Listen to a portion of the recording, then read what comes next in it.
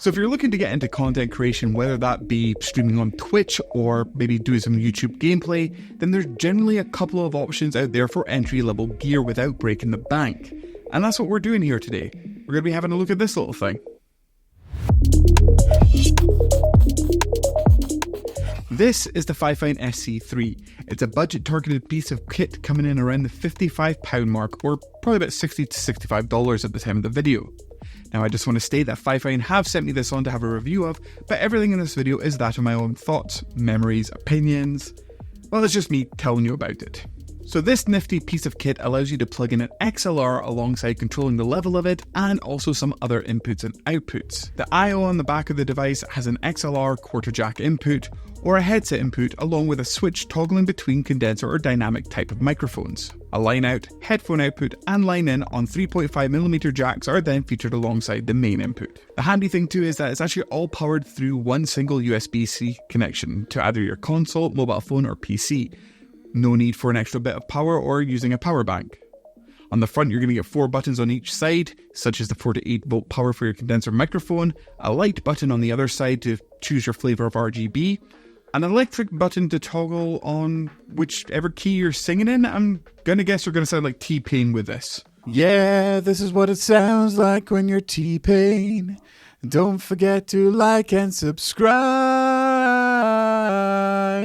I don't know. There's also a voice changer with the options of... You can choose a male voice if you want to lower your voice. You can choose female if you want to have it higher up a little bit, but not quite in the range of baby. And then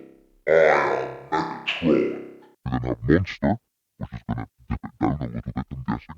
It'd be very, very evil here. We then have baby, which sounds like everyone's favorite minions. Banana. And then we have elder. I mean, I know I'm 36, but still got a few good years on me, you know. Mold. The final 4 buttons are sample pads recording whatever is being played through the mixer by holding down the button while listening back and pressing it again to toggle the recorded sample. Do the exact same to record over what you have just recorded.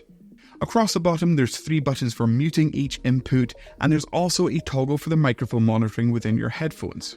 So what are my thoughts on this little piece of kit? Straight off the bat, you can feel it's not a premium product. The weight and the plastic casing definitely does give it that budget feel.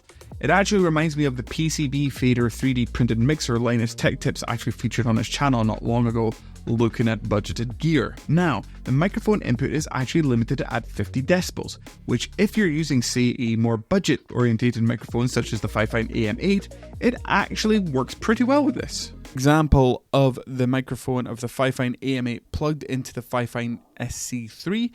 As you can hear, it's pretty clear, it's quite concise, it's a good microphone to use with this mixer. But say if you were to have a Shure SM7B, they're going to be met with this hissy, extremely noisy signal, unless of course you're using a cloud lifter. I honestly had to have the fader all the way up in order to even hear the microphone, so please keep that in mind. But also the fact that this is a budget interface targeted towards entry-level gear for newcomers. So if you're spending more money on a decent microphone, you're probably also going to spend more on the premium in terms of a mixer.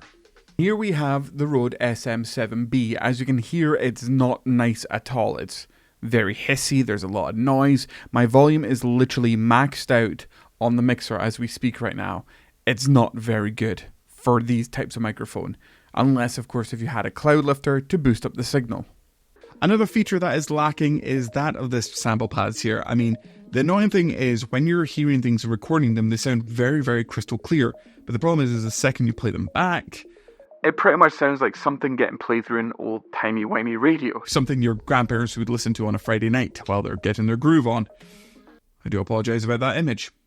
I also don't like the fact that there's only one fader for the headphones, which is your combination of your PC and microphone monitoring. There's no actual way of controlling either one separately.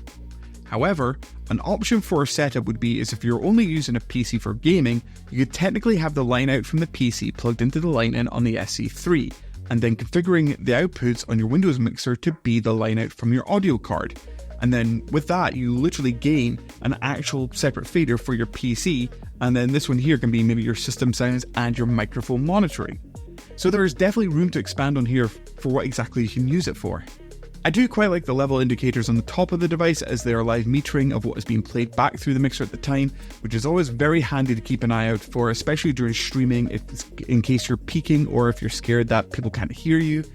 And I'll tell you one thing, if you were to pair this with something, say like the SteelSeries GG software for mixing the audio on the PC, it could be quite a bit of a heavyweight hitter.